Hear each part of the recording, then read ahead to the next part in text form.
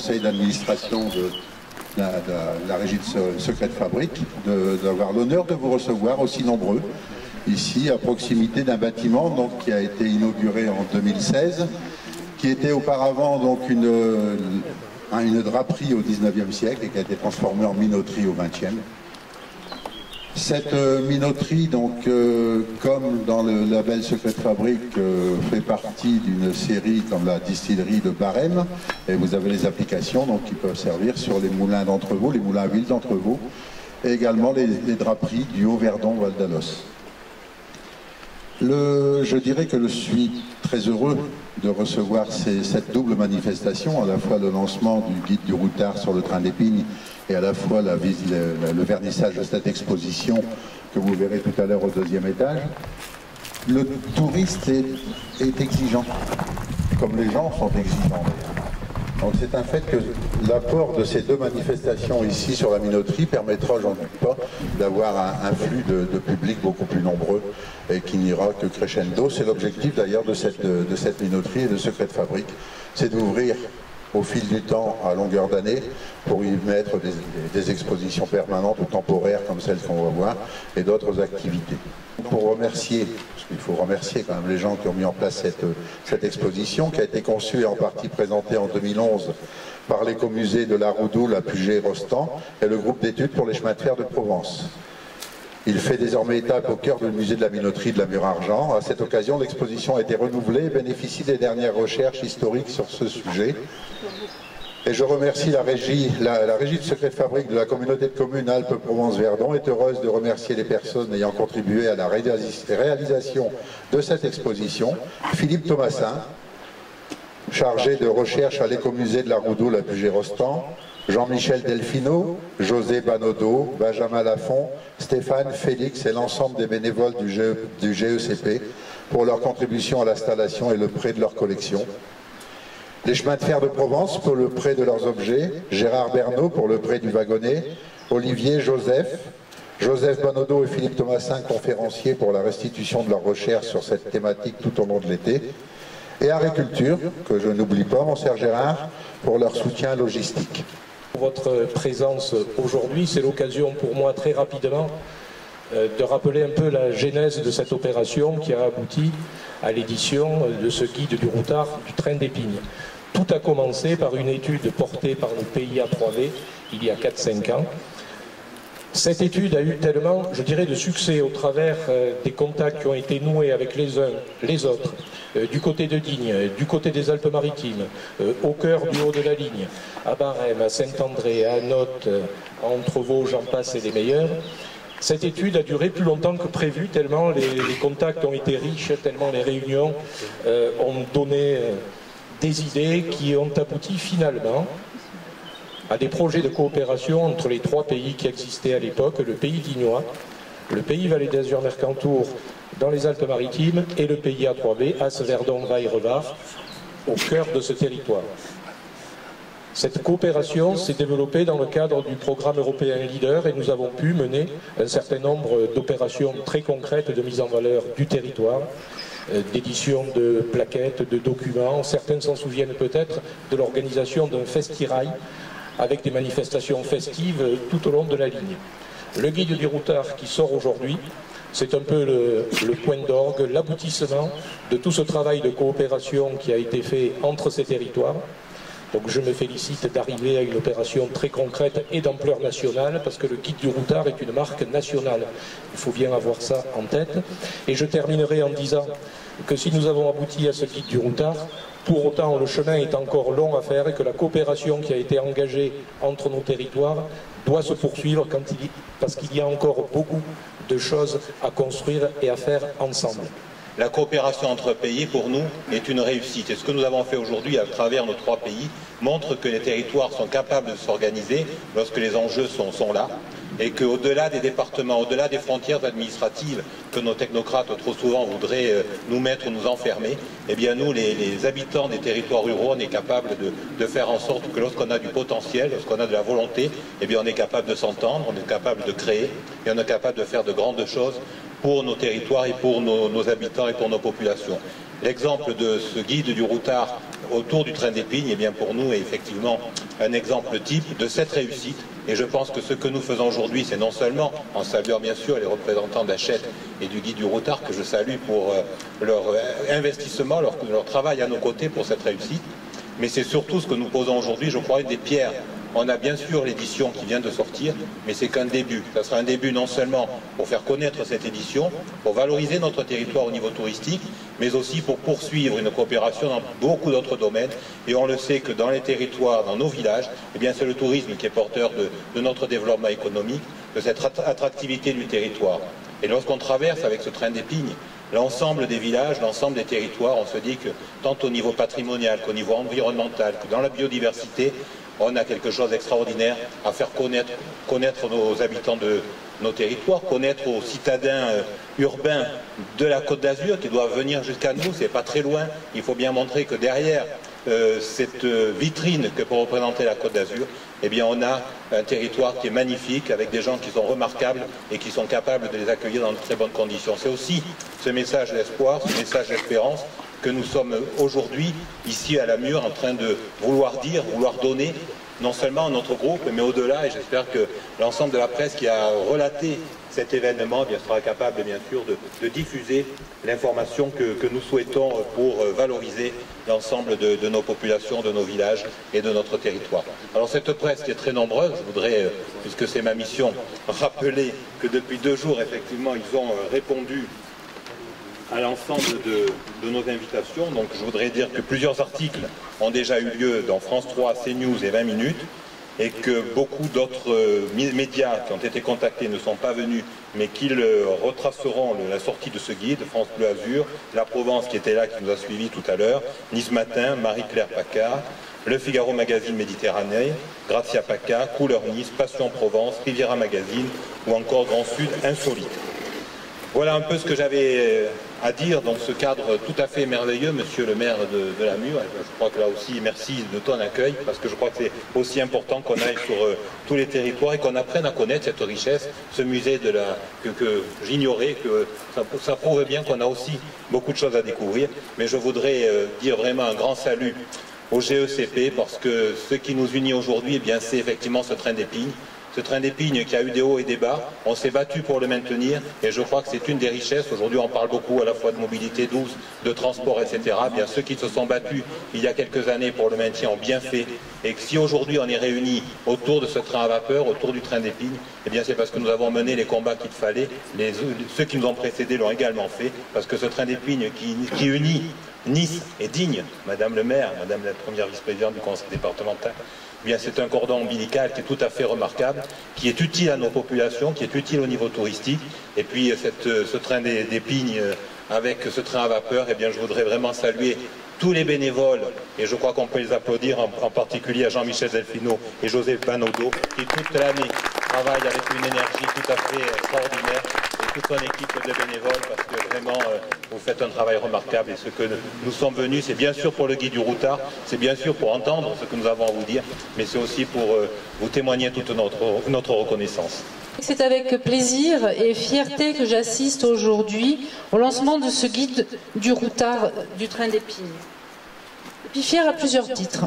D'abord en tant que maire de la cité-préfecture des Alpes de Haute-Provence, Digne-les-Bains, gare majeure de cette ligne. Deuxièmement en tant que présidente de Provence-Alpes Agglomération, parce que cette ligne est un levier de notre développement touristique. Puis au titre du conseil départemental des Alpes de Haute-Provence, pour lequel son président Gilbert Sauvant m'a demandé aujourd'hui de le représenter en compagnie d'Albert Vallée. Enfin et surtout, et je suis désolée, j'ai oublié le maire de la Mure, ça me vient, je suis désolée. Ah, voilà, je suis désolée. Voilà. Enfin et surtout, cette ligne est un fil rouge pour beaucoup d'entre nous. C'est un marqueur phare de notre histoire à tous, départementale, mais aussi personnelle. Personnelle pour moi, puisque si je suis née à Digne-les-Bains, j'ai vécu beaucoup à Nice, et mes grands-parents me remettaient au conducteur du train, j'étais petite, qui me déposait à Barème dans les bras de mes grands-parents. Donc c'était une autre époque, je crois, mais je ne veux pas le dire comme ça, ça veut dire qu'on a vieilli. Mais en attendant, voilà, j'ai beaucoup utilisé ce train d'Épines. Et je suis donc fière que nous ayons trouvé les moyens, grâce à ce guide, de continuer à promouvoir cette ligne et au travers nos territoires. Un guide, une collection que chacun a pu lire au gré de ses voyages, où chacun a pu découvrir des endroits magnifiques, des endroits pleins de charme, des endroits anecdotiques. Le routard ne raconte pas des histoires, il les écrit avec passion. Et donc, quel bonheur de partager tous ensemble cette histoire du train d'Épines. Merci aux éditions Hachette, au pays, avec S, initiateur du projet dès 2013, aux collectivités et à toutes les structures comme les offices du tourisme qui ont permis à ce guide de sortir le meilleur de nos territoires. Un projet comme Je les aime, où l'on ne se préoccupe pas des frontières administratives, tout comme le voyageur, le touriste ou nos concitoyens. Un projet partenarial entre territoires où chacun apporte ses atouts pour être ensemble plus forts et complémentaires dans un secteur touristique toujours plus difficile et plus concurrentiel. Mais au travers de ce guide, nous prouvons, de Nice à Digne-les-Bains, que nous pouvons être une destination majeure en Provence-Alpes-Côte d'Azur. À nous maintenant de faire vivre ces collaborations entre nos collectivités, indispensables à nos stratégies touristiques et à notre développement économique. Et je vous remercie. Mesdames, Messieurs, c'est avec beaucoup de plaisir que je vous accueille à la minoterie aujourd'hui pour cette inauguration du guide du routard sur le train d'Épines. Le train d'Épines est une ligne historique et nous nous trouvons aujourd'hui dans un lieu tout aussi historique dont le passé et le présent sont fortement liés à cette ligne de chemin de fer. En effet, la minoterie de la Mure-Argent, comme les autres sites du label Secret de Fabrique, ont une histoire commune avec le train. Leur implantation sur le territoire n'est pas étrangère à l'existence de cette ligne de chemin de fer et aux commodités qui en découlaient. Il y a quelques années, les communautés communes du territoire du pays, As, Verdon, Vairevard, ont décidé de réhabiliter ces lieux et de les transformer en musées, afin de mettre en valeur le patrimoine de notre région et en s'appuyant sur la ligne de chemin de fer qui constitue un fil conducteur entre les différents sites. C'est cette volonté qu'est née la régie de Secret de Fabrique et que ce lieu qui nous accueille a pu être aménagé en musée. Grâce à la parution du guide du routard, la ligne du train d'Épines bénéficie désormais d'une promotion touristique à l'échelle nationale. C'est aussi l'ensemble de la communauté commune Alpes-Provence-Verdon qui bénéficiera de ces retombées, son territoire étant traversé par la ligne qui dessert plusieurs localités, Chelon-Nourante, Barème, Moriès, Saint-André-les-Alpes, la Mure-Argent, Alons, Toramotte, Méaille, Le Fugeret, Anote, entre vous. La ligne permet l'accès à une grande partie de notre territoire et aux sites prestigieux qu'il recèle. Le Val d'Alos et ses stations de montagne et d'altitude, le lac de Castillon et ses bases de loisirs aquatiques, le site de parapente de Chalvet, à quelques pas d'ici, les hautes vallées de l'As, aux géologiques exceptionnels, Anote, lieu réputé pour les sites d'escalade et ses forêts de châtaigniers et ses célèbres grès, et Entrevaux et sa citadelle médiévale perchée. Et à proximité de ces sites, les gorges du Verdon, le plus grand canyon d'Europe. C'est toute la richesse de l'offre touristique de notre territoire qui est mise en avant grâce à cette parution. Si le guide du routard a vu le jour, c'est notamment grâce au partenariat de 3 territoires, le pays d'Ignois, le pays des vallées d'Azur et le pays As-Vairevard-Verdon. L'ensemble des offices de tourisme ont su se concerter, travailler ensemble et défendre des objectifs communs afin d'alimenter le contenu du guide. Ce guide du routard est un beau symbole qui revêt tout son sens au moment où le territoire de l'intercommunalité s'élargit pour coïncider avec celui du pays et où depuis le 1er janvier, l'intercommunalité est dotée d'une nouvelle compétence en matière de promotion touristique. Cette compétence est exercée en lien avec l'office de tourisme intercommunal qui a été créé au mois de février et qui bénéficie avec le guide du routard d'un nouvel outil de promotion à sa mesure. Pour les touristes, le train d'Épines, c'est un moyen sûr, original et reposant de venir visiter nos territoires. Mais la ligne de chemin de fer, c'est aussi un service essentiel à la vie des habitants qui permet de desservir nos vallées et contribue à leur désenclavement. Aujourd'hui, le train d'Épines, pour les jeunes, c'est l'accès aux établissements scolaires de Nice et de Digne. Pour les aînés, c'est la possibilité de se déplacer, soit en famille, soit avec ses proches et sortir de l'isolement. Pour des dizaines de personnes, c'est aussi un moyen de transport quotidien pour se rendre sur leur lieu de travail ou à leur domicile. Je sais que d'autres défis restent à relever, et j'en donnerai 2 exemples. La requalification du patrimoine autour des gares. Plusieurs pistes de réflexion sont d'ores déjà émergées à ce niveau dans le cadre du contrat d'axe signé avec le Conseil régional. Le développement et la promotion de l'intermodalité qui est déterminante pour desservir le territoire au-delà des gares en favorisant la mobilité douce. Sans perdre de vue que ces chantiers à mener pour l'avenir, je crois que nous pouvons aujourd'hui nous féliciter des travaux accomplis pour valoriser notre patrimoine autour de la ligne du train d'Épines. Il me semble que nous serons tous d'accord pour dire que le guide du routard et le musée de la minoterie sont deux belles illustrations de cette dynamique que nous devons poursuivre. Merci. Déjà les personnes qui nous ont permis de passer une excellente après-midi. D'abord, monsieur le maire, pour nous accueillir chez vous dans ce magnifique lieu, et bien sûr l'ensemble du personnel du GECP avec qui on travaille bien sûr en étroite collaboration et qui font partie intégrante des chemins de fer de Provence. Je tenais à remercier aussi l'ensemble des personnes qui sont à l'initiative de ce guide du routard. Je pense que en toute humilité, je vais vous dire que la régie aurait dû s'investir encore plus dans l'élaboration de ce guide. Quoi qu'il en soit, on est tout à fait content et on va promouvoir le guide vis-à-vis de l'ensemble des personnes de Nice à Digne, l'ensemble des touristes que nous vous amenons dans les différents territoires traversés par cette belle ligne. Je voulais insister donc sur l'actualité de la régie, puisque comme vous l'avez très bien souligné, les chemins de fer de Provence, bien sûr, c'est une ligne touristique, mais c'est aussi avant tout une ligne de service public, puisqu'on amène effectivement les élèves, comme vous l'avez très bien souligné auparavant, dans les différents lycées, que ce soit sur la Côte d'Azur ou à Digne, on en est très fiers, c'est un service qui nous tient vraiment à cœur. Donc l'actualité de la régie aujourd'hui, c'est une ligne qui a de l'avenir et on est fiers de parler aujourd'hui de cette ligne comme une ligne d'avenir et pas comme une ligne de survie, comme une ligne menacée. Cet aspect d'avenir, on le doit essentiellement à l'ensemble des investissements qui ont été menés ces dernières années. Vous avez pu voir donc des actions concrètes, le remplacement de plus de 120 km de rails sur les 150 existants, la rénovation de beaucoup d'ouvrages d'art sur la ligne, notamment sur ce tronçon entre Anote et Saint-André. Ça s'est traduit aussi par les projets futurs et notamment le prochain contrat de plan État-région. Il faut savoir qu'il y a plus de 50 millions d'euros qui vont être investis dans le prochain contrat de plan État-région sur la ligne.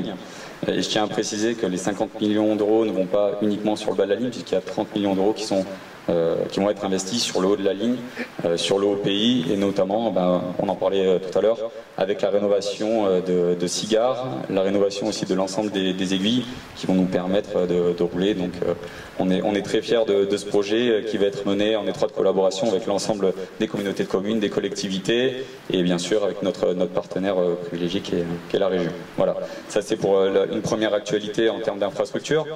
Le CPER aussi va permettre l'achat de nouvelles rames. Alors on est tous contents de voir rouler ces vieilles rames qui sont les SY, qui ont un côté pittoresque. Il faut savoir quand même que l'une d'entre elles a aujourd'hui plus de 4 millions de kilomètres. Essayez de chercher une rame en France qui a plus de 4 millions de kilomètres et vous allez avoir beaucoup de difficultés à la trouver. Donc je tiens par là à remercier l'ensemble des équipes de la régie qui maintiennent encore ce vieux matériel très beau et qui nécessitera d'être remplacé dans les prochaines années. La région a investi dans 8 nouvelles rames qui proviennent d'Espagne et qu'on espère mettre en service très prochainement et qui sont là pour remplacer ces rames SY. Donc vous voyez qu'il y a des investissements qui vont être faits en termes d'infrastructure, en termes de matériel roulant. Et après il y a quelque chose aussi qui nous lie l'ensemble des territoires, les chemins de fer, et qui ne se perçoit pas forcément aujourd'hui, que peut-être beaucoup d'entre vous ne savent pas. Nous avons la fibre optique qui lie la ligne de Nice à Digne. La région a pu acquérir un fourreau de fibre optique et est en train de le tirer sur l'ensemble de la ligne. Donc il faut savoir quand même que c'est un projet qui est assez conséquent et qui aussi, on parlait de désenclavement des territoires, qui va bien sûr permettre à l'ensemble des territoires d'être connectés avec une connexion très haut débit. Je vous laisse imaginer l'ensemble des possibilités qui vont pouvoir être amenées par ce projet-là. Voilà. Encore une fois, merci aux personnes qui sont à l'initiative de ce guide du routard. Je mesure quand je suis à Nice et que je me balade, et que je vais à la FNAC de Nice et que je vois le guide du routard avec le train d'Épingle, voilà, on a un sentiment de fierté et j'espère que la régie sera à la hauteur de ce guide pour faire en sorte de vous amener à la fois des touristes, mais on a dit aussi de toute la France, dans les meilleures conditions possibles, afin qu'ils puissent apprécier la beauté de l'ensemble de vos terroirs. Merci à tous. Bon après-midi. Et bonjour à toutes et à tous. Je ne savais pas ce que c'était que l'itinérance douce. En fait, en prenant le train à vapeur, j'ai enfin compris ce que c'était, Fabrice. Et c'est sympa. C'est très sympa. Je voulais d'abord remercier tous ceux qui ont participé au guide. Vous savez que c'est 12 mois pour faire un guide, donc c'est long. Fabrice le sait.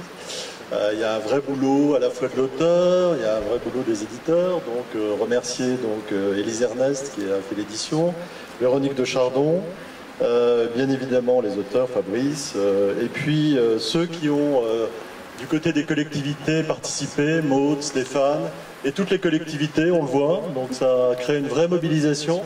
Et je crois que c'est un des aspects intéressants de ces guides, c'est effectivement de devenir une destination, qu'un territoire devienne une destination et que ça devienne un objectif partagé par beaucoup. Alors pourquoi les guides du routard s'intéressent comme ça à la France? Ça devient un peu obsessionnel. Donc c'est vrai que la France, on y croit beaucoup. On pense qu'en fait c'est probablement la destination dans le monde pour nous, en termes de tourisme francophone, qui va se développer le plus. Les gens commencent à avoir une vraie expérience de partir à Bali, partir, etc. Et en fait, avec cette expérience, qu'est-ce qu'ils remarquent? C'est qu'à 10 km, 20 km, 100 km de chez eux, il y a des choses absolument superbes, des découvertes à faire fantastiques, et du coup, ça donne une vraie attractivité à ce type de guide.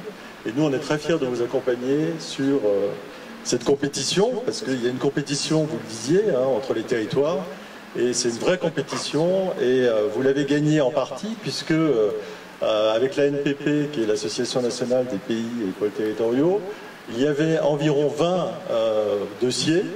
On n'en a sélectionné que 5 pour bien les faire, à la fois en édition et en lancement.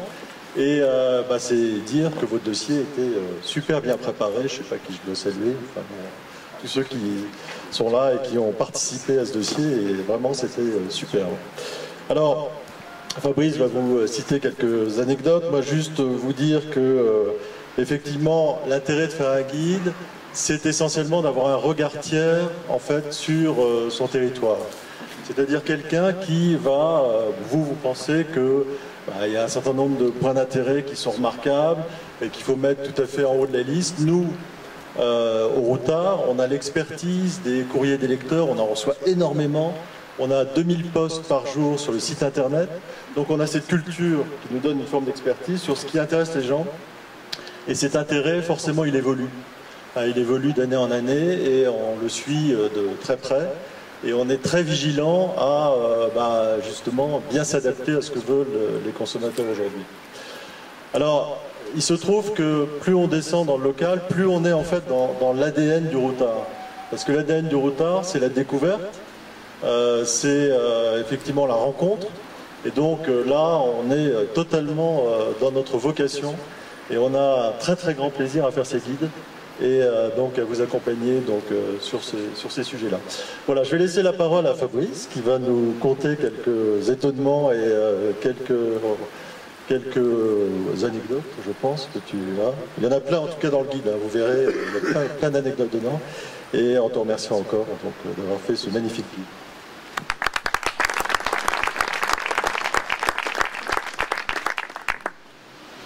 En fait, je crois qu'on fête les 125 ans du début de la ligne. Alors on a remercié les présents et en fait on pourrait se demander si le rêve qui a été fait à l'époque n'est pas une réussite finalement. Parce que ce train qui a été fait pour relier Nice à Digne, il le relie toujours, il parle toujours de lui puisque voilà, on en parle dans un guide du routard. Et je pense que les Beaux de Rochat et tous les gens les rêveurs qui à l'époque se sont dit on va désenclaver le pays, à l'arrière-pays, et puis on va ramener des matériaux vers la côte, on va faire transiter les gens, on réussit leur coup. Et aujourd'hui, à ces contingences matérielles, on va dire, c'est ajouter le tourisme, parce que c'est quelque chose d'assez nouveau, le tourisme finalement. Même si vous nous avez donné un très beau petit opuscule, monsieur Bonodo, mais c'est quand même quelque chose qui est assez nouveau. Et là, on a voulu donner envie de découvrir la ligne et puis de découvrir ce qu'il y avait autour. En fait, ce qui est étonnant, c'est que on ne se lasse jamais de la France, de sa beauté. Et je vais vous livrer une petite anecdote d'enquête. Après, je vous en livrerai une de rédaction. J'étais il y a 3 ans au Pérou, dans la Cordillère Blanche, qui est une des plus belles au monde, je pense. Et puis, je reviens et j'ai une mission dans les Alpes d'Haute-Provence, donc chez vous, ici. Et donc, j'enquête votre territoire et j'arrive dans une crêperie, dans les gorges du Verdon. Et là, c'était le soir. Et face à moi, il y avait les vautours qui volaient et il y avait le canyon du Verdon qui était devant. Et je revenais de la Cordillère Blanche, mais je ne me suis pas dit, bon, on est en France, c'est quelconque. C'était magnifique. Voilà. Et ça, ce sont des choses, tous ces coins que vous avez, qui sont valorisés par des professionnels, qui vont héberger, qui vont vous accueillir pour faire de bons repas. Ça, ce sont vraiment des choses qui sont hyper importantes et qu'on essaie de valoriser dans le guide. Donc voilà pour l'anecdote d'enquête. En rédaction, une anecdote peut-être, c'est la modestie, je pense, de Nice. Nice, quand on a commencé la rédaction, c'est quand même quelque chose d'important. Il y a un guide du routard spécialement dédié à Nice et aurait pu prendre beaucoup d'importance. Mais ce qui valait vraiment, c'est de parler aussi de Saint-André, c'est de parler d'Entrevaux, c'est de parler de toutes ces villes et tous ces villages qui sont magnifiques. Et en fait, la position de Nice a été extrêmement modeste. Et si vous regardez le guide, on traite du quartier de la gare, en fait, la gare du Sud. Et ensuite, vous regardez Nice, le reste. Vous imaginez, c'est un guide complet, Nice. Ça représente 6 lignes dans le guide. Et ça, je trouve que c'est quelque chose d'admirable parce qu'on a toujours envie qu'on parle de soi. Et il y a cet exemple de modestie que j'ai trouvé vraiment magnifique et que je voulais vous relater aujourd'hui. Justement, quand on parle de ruralité et de sauvegarde de la ruralité depuis longtemps, et puis je pense que ça va continuer encore à perdurer, quel bel exemple de défense et de promotion de nos territoires.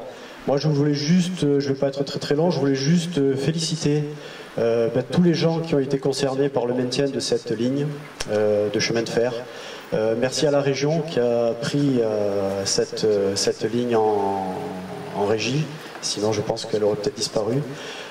C'était vraiment une belle mobilisation et puis on voit que finalement quand on fait les choses de manière pragmatique et quand on les réalise et que les actions se réalisent, c'est ça le plus important parce qu'on a beau faire de longs discours, mais finalement le plus beau c'est ça, c'est qu'aujourd'hui cette ligne elle fonctionne, c'est que tout au long de cette ligne il y a plein de choses qui se passent, il y a cette minoterie et puis il y a plein d'autres projets et ça vraiment c'est réalisation concrète, je crois que c'est la meilleure manière finalement de défendre ce territoire. Voilà, j'espère que vous pourrez continuer à défendre tout ça.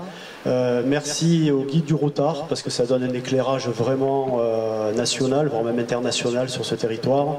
Même si je pense qu'il faudra reprendre votre guide puisque vous avez affublé le figuré du terme de hameau alors que tout le monde sait que c'est une commune, enfin, quand même.